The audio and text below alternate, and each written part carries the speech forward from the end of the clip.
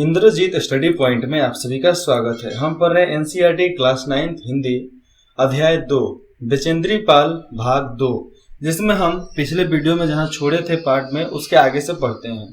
तो चलिए शुरुआत करते हैं। अंगदोर्जी, लोप्सांग और अंगदोर्जी और लोप्सांग और गगन बिस्सा अंततः साउथ कोल मतलब वहां के साउथ वाले एरिया पे वो लोग पहुंच गए और 29 अप्रैल को 7,900 मीटर पर उन्होंने कैंप 4 लगाया। और यह खबर जो थी संतोषजनक थी, मतलब हाँ एकदम निश्चित, यहाँ मेरे लिए कैंप लग गया।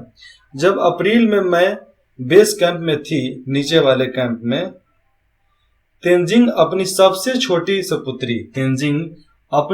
छोटी सुपुत्री डेकी के साथ हमारे पास आए थे। वहां पर तेंजिंग कौन थे? उन्होंने इस बात का विशेष महत्व दिया कि दिल के प्रत्येक सदस्य और प्रत्येक सोरपा कुली मतलब जो सामान ढो रहे थे, सोरपा कुली से बातचीत की जाए। जब मेरी बात, और तेंजिंग वहीं के कुछ रहने वाले थे, जब मेरी बारी आई मैंने अपना परिचय यह कहकर दिया कि मैं बिल्कुल ही नौसिखिया हूं, मुझे कुछ नहीं आता और एवरेस्ट मेरा पहला अभियान है। तेंजिंग हंसे और मुझसे कहा कि एवरेस्ट उनके लिए भी पहला अभियान है, लेकिन यह भी स्पष्ट किया कि शिखर पर पहुंचने से पहले उन्हें 7 बार एवरेस्ट पार जाना, मतलब 7 बार एवरेस्ट पार जाना पड़ा था। मतलब एवरेस्ट पार ऊपर चढ़ने से पहले वो 7 बार एवरेस्ट पार कर चुके थे। फिर अपना हाथ मेरे कंधे पर रखते हुए उन्होंने कहा, तुम एक पक्की पर्वतीय लड़की लगती हो, मतलब तुम पहाड़ों की लड़की लग रही हो। तुम्हें तो शिखर पर पहले ही प्रयास में पहुंच जाना चाहिए। और यह दिलासा देते हैं कि तुम पहले ही पहुंच जाओगे। 15 से 16 मई 1984 को बुद्ध पूर्णिमा के दिन में लहोत्से की बर्फीली सीधी ढलान पर लगाए गए एक सुंदर रंगीन नायलॉन के बने तंबू के कैंप में थी। वहां पे कैंप में 10 और व्यक्ति थे, अकेले नहीं 10 व्यक्ति और थे। लोप्सांग और तसरिंग मेरे ही तंबू में थे। एंडी शेरपा तथा और एंडी मतलब वहां पर जो साथ में काम कर रहे थे, और शेरपा 8 अन्य शरीर से और मजबूत और ऊंचाइयों में रहने वाले शेरपा दूसरे तंबुओं में थे, और जो अन्य ऊंचाइयों पर रहने वाले शेरपा थे वो दूसरे तंबू में थे। मतलब अलग अलग तंबू लगी थी। मैं गहरी नींद में सोई हुई थी और रात का 12 बजे था। तो रात में 12:30 बजे के लगभग मेरे सिर के पिछले हिस्से में किसी एक सख्त चीज के टकराने से मेरी नींद अचानक खुल गई और साथ ही एक जोरदार धमाका भी हुआ। धमाका किस चीज का था? तभी मुझे महसूस हुआ कि एक ठंडी बहुत भारी कोई चीज मेरे शरीर पर से मुझे कुचलती हुई चल रही है। मुझे सांस लेने में भी कठिनाई हो रही थी। और उसके बाद देखिए क्या होता है। यह क्या हो गया था? एक लंबा बर्फ का पिंड हमारे कैंप के ठीक ऊपर लहोत्से ग्लेशियर से टूटकर नीचे आ गिरा था और उसका विशाल हिमभुजा, पूरा विशाल मतलब बड़ा सा एकदम चट्टान जैसा हिमभुजा बन गया था। हिमखंड बर्फ के टुकड़ों तथा जमी हुई बर्फ के इस विशालकाय पुंज के एक एक्सप्रेस रेलगाड़ी की तेज गति और भीषण गर्जन के साथ सीधी ढलान से नीचे आते हुए हमारे कैंप को तहस नहस कर दिया। और बहुत गर्जन तेजी से आया और कैंप को बर्बाद कर दिया। वास्तव में हर व्यक्ति को चोट लगी थी, हर किसी, मतलब जो भी है उसको भी, अब मुझे भी लग गई। यह एक आश्चर्य था कि किसी की मृत्यु नहीं हुई थी उसमें। इतना बड़ा, समझो कि आप पहाड़ पर से एक बड़ा सा गोला ले लो और उसको आप ढुला दो, तो वो जब पहाड़ से नीचे आएगा ना, बर्फीले पहाड़ से, तो वो गोला और बड़ा होते जाता है। मतलब जितना तेजी से जाएगा और जितना जाएगा उसमें और लिपटाते जाएगा, मतलब बड़ा पूरा बड़ा हो जाएगा। एक छोटा सा गेंद भी फेंक दोगे ना तो बहुत बड़ा हो जाता है। तो ये सब वहां के बर्फीले मौसम की वजह से होता है, ठंडक मौसम की वजह से होता है। लोब्सांग अपनी स्विस छुरी, जो लोग पॉकेट में छुरी रखते हैं ना, तो उस छुरी की मदद से हमारे तंबू का रास्ता साफ करने में सफल हो गए थे और तुरंत ही एकदम अत्यंत तेजी से जल्दी जल्दी मुझे बचाने की कोशिश में लग गए। थोड़ी सी देर में सीधा अर्थ था मृत्यु। अगर थोड़ा भी देर होता तो मेरा मरना तय था। बड़े बड़े हिम पिंडों को मुश्किल से हटाते हुए उन्होंने मेरे चारों तरफ की करे जमे बर्फ की खुदाई की और मुझे उस बर्फ के कब्र से निकाला और बाहर खींच लेने में सफलता उनको मिल गई, सफल हो गए। सुबह तक सारे सुरक्षा दल आ गए थे और 16 मई को प्रातः 8 बजे तक हम प्रायः सभी कैंप 2 तक पहुंच गए थे। सब लोग कैंप 2 तक पहुंच गए थे। कितने? बहुत लोग थे। जिस शेरपा की टांग की हड्डी टूट गई थी, उसे एक खुद के बने, वहां पर था उन लोगों का बना हुआ, खुद के बने स्ट्रेचर पर लेटाकर नीचे लाया गया। उनको नीचे लाए। और देखो, हर किसी का स्ट्रेचर होता है, अपना अपना स्पेशल होता है। तो उनको, वो तो ऐसे भी कुली लोग थे, तो उनको स्ट्रेचर पर लेटाकर उनको नीचे लाया गया, क्योंकि उनके पैर का हड्डी टूट गया था। अब पैर का कौन सा हड्डी टूट गया था ये इसमें नहीं बताया गया है। ठीक है। और नीचे है हमारे नेता कर्नल खुल्लुड़। तो कर्नल खुल्लड़ जो थे, वो शब्दों में यह इतनी ऊंचाइयों पर सुरक्षा कार्य का एक जबरदस्त साहसिक कार्य था। मतलब कर्नल वो हमारे लिए इतना ऊपर चढ़कर भी एक अच्छा सा कैंप बना दिया। ये एक जबरदस्त साहसिक कार्य था। सभी 9 पुरुष, जितने भी 9 पुरुष थे, सभी 9 पुरुष सदस्यों को चोटें अथवा टूटी हड्डियों आदि के कारण बेस कैंप में भेज दिया गया था। मतलब सभी 9 पुरुष जितने भी थे वहां पे टूटी हड्डियों और कुछ गड़बड़ियों की वजह से उनको बेस कैंप में भेज दिया गया। तभी कर्नल खुल्लड़ मेरे तरफ मुड़कर कहने लगे, क्या तुम भयभीत थी? तो मैंने बोली, जी हाँ भयभीत थी। क्या तुम वापस जाना चाहोगी? नहीं। मैंने बिना किसी हिचकिचाहट से उत्तर दिया कि मैं वापस नहीं जाना चाहती हूँ।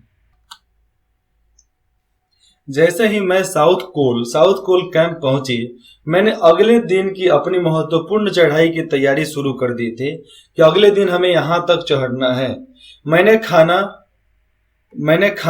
तो वहां पर खाना खाई और कुकिंग गैस मतलब वहां पर कुकिंग गैस का मतलब क्या है? LPG cylinder. तो कुकिंग गैस तथा कुछ ऑक्सीजन सिलेंडर इकट्ठे किए। जब दोपहर 1:30 बजे 1:30 और बिस्सा आया, 1:30 बजे बिस्सा आया, उसने मुझे चाय के लिए पानी गर्म करते देखा कि जय और मीनू अभी बहुत पीछे थे। मैं चिंतित थी क्योंकि मुझे अगले दिन उनके साथ ही चढ़ाई करनी थी। वे धीरे धीरे आ रहे थे क्योंकि वे भारी बोझ लेकर और बिना ऑक्सीजन के चल रहे थे। कौन कौन? जय और मीनू बिना ऑक्सीजन के चल रहे थे। और बिना ऑक्सीजन का चलना मतलब समझ लो कि दम फूलना, क्योंकि पहाड़ पर चलना है।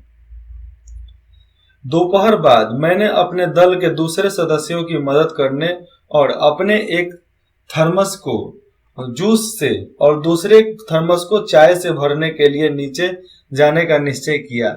एक थर्मस को चाय से, एक थर्मस को जूस से भर लेती हूँ। मैंने बर्फीली हवा में ही तंबू से बाहर कदम रखा। जैसे ही मैं कैंप क्षेत्र से बाहर आ रही थी, मेरी मुलाकात उस समय मीनू से हुई। और क्योंकि जय और मीनू तो आ ही रहे थे, तो उनसे मुलाकात हुई कि और जय अभी कुछ पीछे थे। मीनू आ गई लेकिन जय पीछे था अभी। जय जनेवा छप्पर की चोटी के नीचे ठीक नीचे मिला।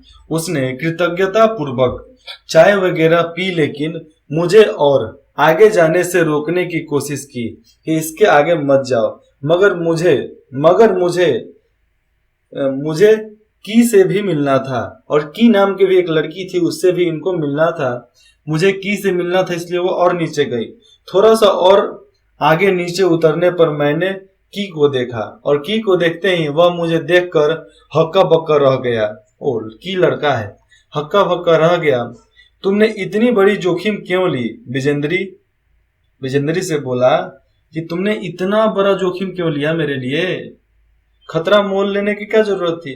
मैंने उसे दृढ़ता पूर्वक कहा, एकदम थोड़ा हाव भाव में कहा, थोड़ा क्रोध से कहा कि मैं भी औरों की तरह एक पर्वत आरोही हूँ, मतलब पर्वत पर चढ़ने वाली हूँ, इसलिए इस दल में आई हूँ।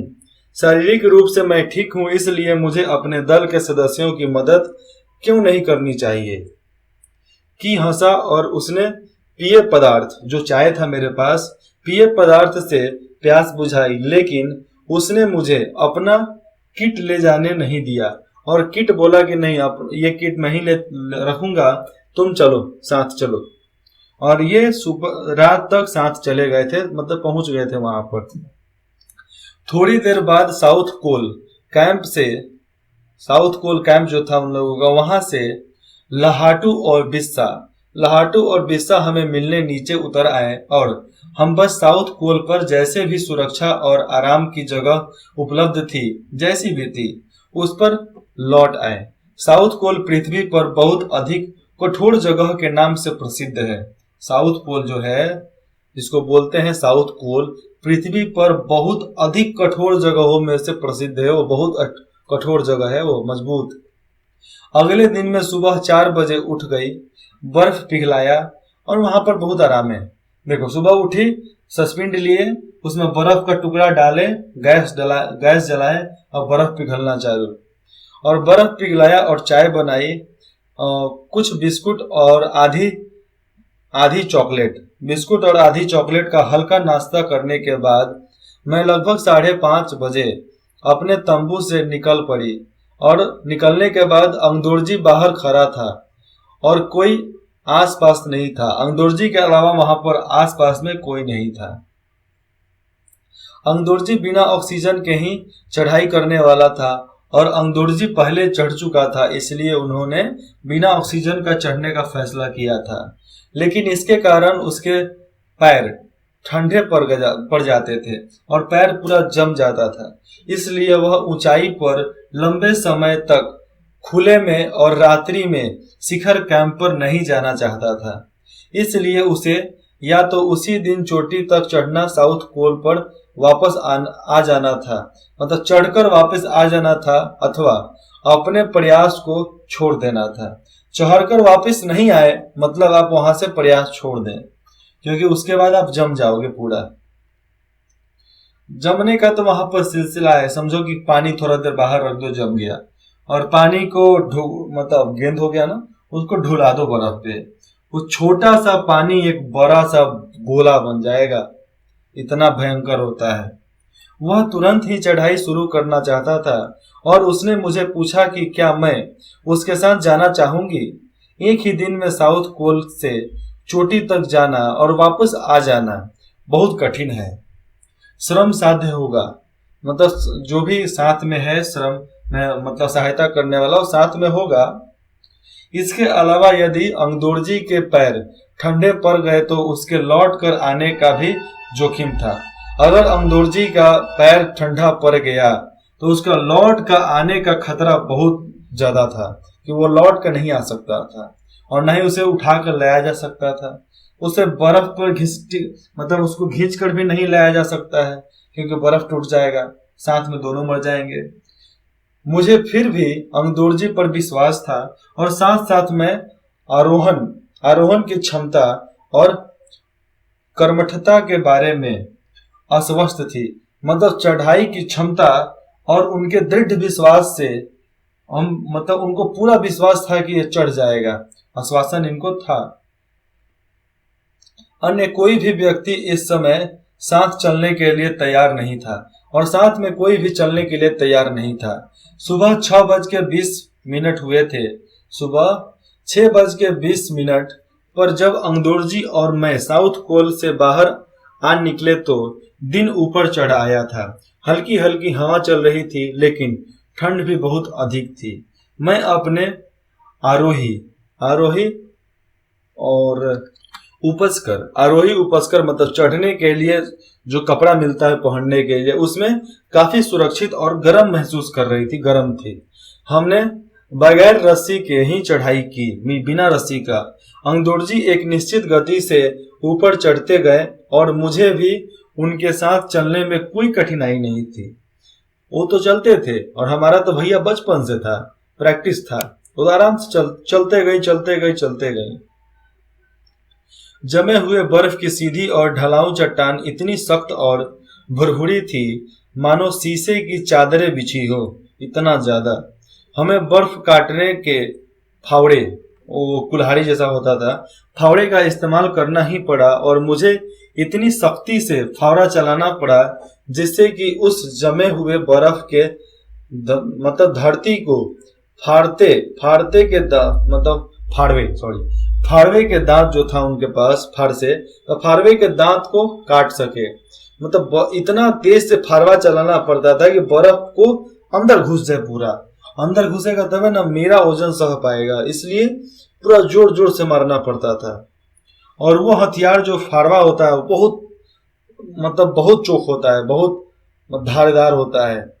मैंने उन खतरनाक स्थलों पर हर कदम अच्छी तरह सोच समझ कर उठाया कि कहां पर कैसे चलना है, सब सोच समझ कर चलना पड़ता है, नहीं तो एक छोटी सी भूल LIC लेना पड़ेगा, वो भी LIC परिवार को मिलेगा, आपको नहीं मिलेगा। 2 घंटे में से कम समय में ही मैं शिखर कैंप पर पहुंच गई। अंगदोर्जी ने पीछे मुड़कर देखा और मुझसे कहा कि क्या मैं थक गई हूं? पूछा, क्या मैं थक गई हूं? मैंने जवाब दिया, नहीं, जिसे सुनकर वे बहुत अधिक आश्चर्यचकित और आनंदित हुए। उन्होंने कहा कि पहले वाले दल ने शिखर कैंप पर पहुंचने में 4 घंटे लगाए थे। कितना? 4 घंटे। और यदि हम इसी गति से चलते रहे तो हम शिखर पर दोपहर 1 बजे तक पहुंच जाएंगे। अगर यही तेजी रही तो हम दोपहर 1 बजे तक शिखर पर पहुंच जाएंगे। ये देख लो, ऊपर जाकर तिरंगा फहराना था इन लोगों को। ये जो मोटा मोटा कपड़ा पहने थे ना, इसमें ठंडी नहीं लगती है, एकदम जैसे थे वैसे ही जाएंगे, गरम गर्मी लगेगा उसमें। लुहाटू हमारे पीछे पीछे आ रहा था और जब हम दक्षिणी शिखर के नीचे आराम कर रहे थे वह हमारे पास पहुंच गया। थोड़ी थोड़ी चाय पिलाने के बाद हमने फिर चढ़ाई शुरू की। लुहाटू एक नायलॉन की रस्सी, देखो साथ में रस्सी लेकर आया था, नायलॉन की रस्सी लाया था, इसलिए अंगदोर्जी और मैं रस्सी के सहारे चढ़े, जबकि लहाटू एक हाथ से रस्सी पकड़े हुए वे बीच में चला, क्योंकि रस्सी बराबर रहे। उसने रस्सी अपनी सुरक्षा की बजाय हमारे संतुलन के लिए पकड़ी हुई थी कि संतुलन हमारा बना रहे। लहाटू ने ध्यान दिया कि मैं इन ऊंचाइयों के लिए सामान्यतः आवश्यक 4 लीटर ऑक्सीजन की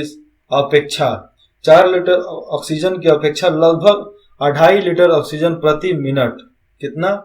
2.5 लीटर ऑक्सीजन प्रति मिनट की दर से लेकर चढ़ रही थी। नहीं समझे? फिर से बताता हूँ। 4 लीटर ऑक्सीजन, ठीक है, 4 लीटर ऑक्सीजन उनके पास था, तो 4 लीटर ऑक्सीजन की अपेक्षा लगभग 2.5 लीटर ऑक्सीजन प्रति मिनट, हर मिनट 2.5 लीटर ऑक्सीजन की दर से चढ़ रही थी वहां पे, उतना ऑक्सीजन लेकर। मेरे रेगुलेटर पर जैसे ही उसने ऑक्सीजन की आपूर्ति बढ़ाई, और मतलब बढ़ाना था ना ऑक्सीजन का कैपेसिटी, 2.5 लीटर से 4 लीटर कर दिया गया।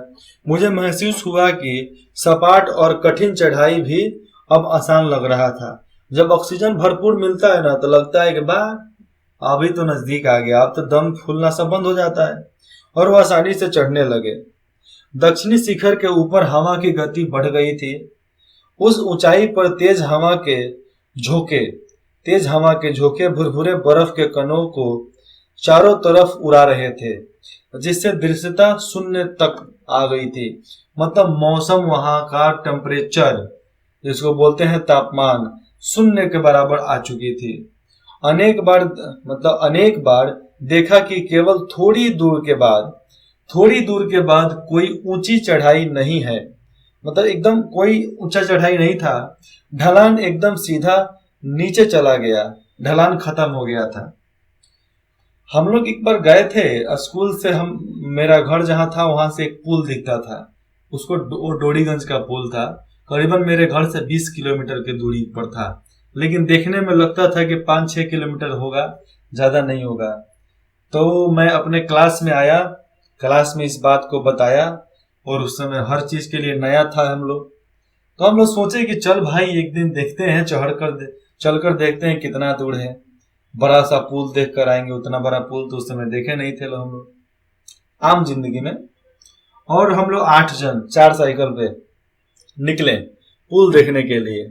तो पुल देखने के लिए जब हम लोग जा रहे थे तो मेरे घर उतना आए, हाँ पुल दिखने लगा, पुल दिखने लगा, पुल दिखने लगा। जब लास्ट 4 किलोमीटर और गए तो पुल और ज्यादा दिखने लगा, लेकिन बात था कि रास्ता खत्म हो गया था। अब वहां से पुल का ना नाम पता, ना कुछ भी पता, कुछ पता नहीं चल रहा था। उसके बाद हम लोगों ने विचार किया कि चलो वापस चलते हैं। तो हम लोगों में से एक सुशांत नाम का लड़का था, सुशांत सिंह राजपूत। तो उसने बोला यहां तक आ गए हैं तो अब हम चलवे करेंगे। तो फिर वहां से सोचे कि चलो ठीक है, जब सब रेडी तो हम भी रेडी। तो वहां से हम लोग चले, खेता खेती गली कुची काचा कुची करते करते पूछते पाछते हम लोग को मालूम चला कि वो डोरीगंज का पुल है जो नया बन रहा था। तो हम लोग करीबन 20 किलोमीटर साइकिल चलाकर वहां पर पहुंचे। वहां पर पहुंचे तो मालूम चला पुल तो अभी बनबे ना किया है। तो हम लोगों में से वहां पर पानी वगैरह पिए, नाश्ता किए, और वहां से फिर वापस आने के लिए सोच लिए थे, वापस आने लगे लोग। तो वापस आने में 2 को बाथरूम लग गया, तो बाथरूम करने के लिए वही पुल का ढांचा बना हुआ था उसमें चला गया सब। और हम वहां से एक रॉड लेकर आए थे, चोरी करके नहीं लेकर आए थे, मैं वहां पर रखा हुआ था तो एक लेकर आ गए, छोटा सा रॉड था। और वहां से हम लोग चले तो बालू बालू बालू बालू करते करते रोड पे आए, मेन हाईवे पे। और हाईवे पकड़ के सीधे चलते चलते चलते चलते हम लोग आए तो भिखारी चौक आने से पहले मेरे एरिया के, तो वहां पर हमारे 2 मित्रगण, एक रोहित और एक शुभम, वो लोग ट्रक के ओवरटेकिंग की वजह से वो रोड के जो साइड में नहीं होता है वो चढ़ाव जैसा, उस पर आ गए और फिसल कर गिर गए। एक का पैर छिला, एक का हाथ छिला, दोनों जख्मी। उसके बाद से वो दोनों पीछे पीछे बैठ गए और वो साइकिल दूसरा कोई चलाने लगा। उसके बाद हम लोग गए अपने अपने अड्डे पे, मतलब मेरा घर थाना चौक से घूमना था तो मैं वहां से घूम गया, और बाकी सब प्रोग्राम हुआ, शाम को कोचिंग जाना था। तो कोचिंग जाने का तो हिम्मत तो था नहीं किसी के पास, तो कोचिंग नहीं गए लो हम लोग। उस दिन गैप, पूरा गैप मार दिए थे। और अगले दिन फिर मुलाकात होती है स्कूल में, तो स्कूल में एकदम चकाचौंध की बात होती है। तो आगे बढ़ेंगे अगले भाग में। मेरी सांस मानो रुक गई थी, क्यों रुक गई थी इसके बारे में 3 नंबर भाग में बताते हैं। तो इंद्रजीत स्टडी पॉइंट में जुड़ने के लिए आप सभी का बहुत बहुत धन्यवाद। आशा करता हूँ कि आप अगले वीडियो में अपने रुझान इसी तरह देंगे।